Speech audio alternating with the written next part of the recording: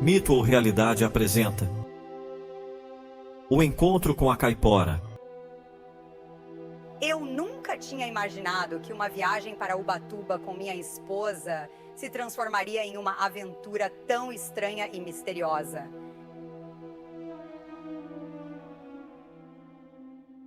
Era 23 de dezembro e estávamos ansiosos para passar o fim de ano longe da correria da cidade grande.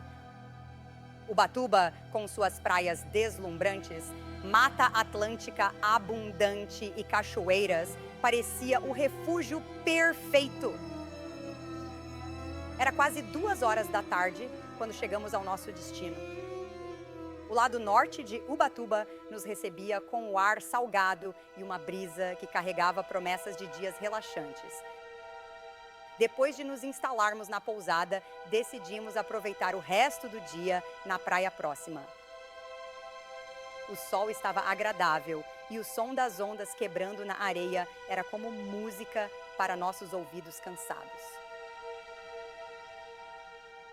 À medida que o dia começava a se despedir com tons alaranjados no céu, resolvemos voltar para a pousada. Fizemos o caminho de volta por uma trilha larga que subia até a rodovia. Depois disso, andaríamos mais uns 500 metros até a pousada. O trajeto de volta pela rodovia era tranquilo e ligeiramente deserto, com o ocasional som de um carro passando. Foi então que algo incomum aconteceu. Estávamos passando por uma curva, onde um pequeno riacho serpenteava sob a estrada. Foi aí que ouvi um assovio. Era suave, mas claro, e parecia vir de longe e de perto ao mesmo tempo.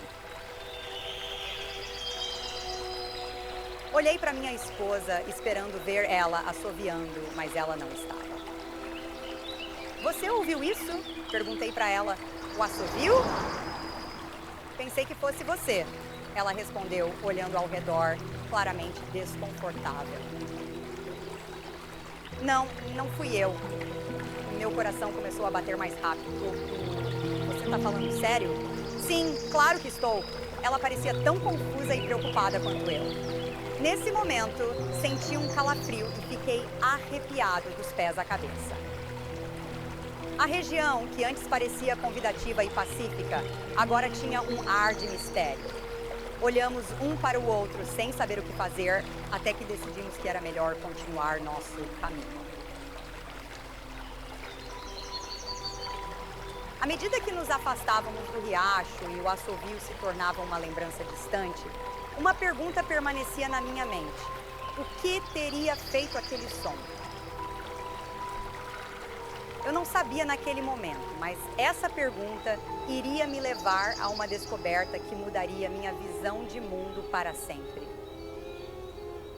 Depois daquele estranho assovio na curva do riacho, não consegui tirar aquilo da cabeça. Mas deixei isso de lado e continuei aproveitando a viagem.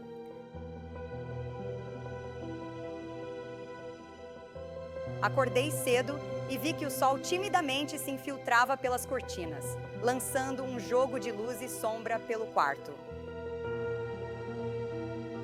Minha esposa ainda dormia, não quis acordar ela, porque ela não ia querer ir até a cachoeira. Ela tinha comentado que não gosta da água fria de rio.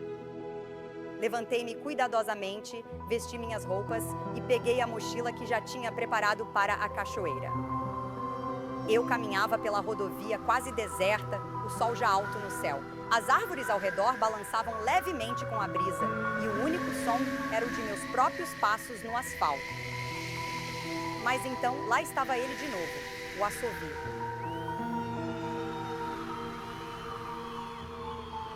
Era como uma melodia distante, mas estranhamente parecia estar bem ao meu lado. Olhei ao redor, mas não vi ninguém. A curiosidade foi mais forte e quando vi uma trilha estreita se embrenhando na mata, alguma coisa dentro de mim decidiu que eu precisava descobrir de onde vinha aquele som.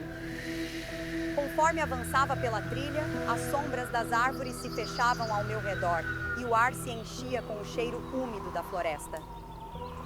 O assovio continuava, agora parecendo vir de todas as direções. Era como se a mata estivesse viva. desenterrando segredos antigos. Meu coração batia rápido. Eu sabia que estava me aprofundando em algo desconhecido e talvez perigoso. De repente, senti algo me tocar nas costas. Virei rapidamente, mas não havia nada lá.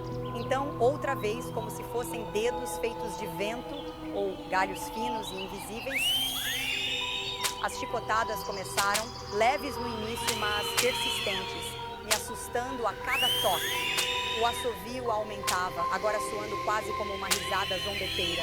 Meu instinto gritou que era hora de ir embora, e eu corri de volta para a rodovia, o coração batendo forte, o som das chicotadas sumindo atrás de mim. Quando finalmente parei, ofegante e seguro na rodovia, olhei para trás para a trilha silenciosa. O que tinha sido aquilo? Minha mente irracional lutava para fazer sentido. Lembrei-me das histórias que ouvia quando criança, das entidades místicas que protegiam as matas. A caipora, o espírito selvagem das florestas, ela era real ou tinha sido apenas minha imaginação alimentada pelo medo?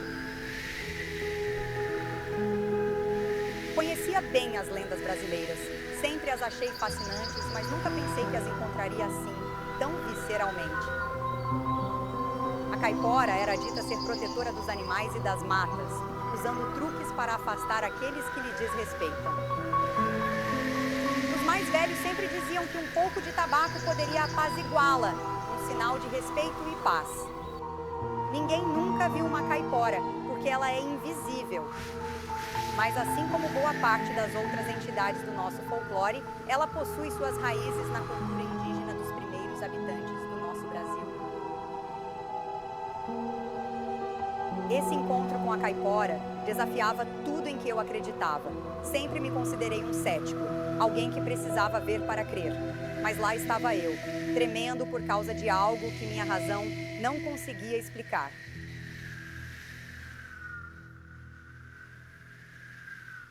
A partir daquele dia, algo mudou dentro de mim. Não podia negar o que tinha sentido, o que tinha vivido. Decidi que, cético ou não, levaria um pouco de tabaco em minhas viagens, especialmente quando fosse a lugares selvagens como Ubatuba. Era mais do que uma precaução. Era um sinal de respeito, um reconhecimento de que talvez haja mais neste mundo do que podemos ver e entender. Minha mulher achava graça, sempre rindo quando me via colocando o pacote de fumo na mochila. Você nem fuma, ela dizia. Eu apenas sorria, porque no fundo eu sabia que aquele simples ato era mais do que superstição.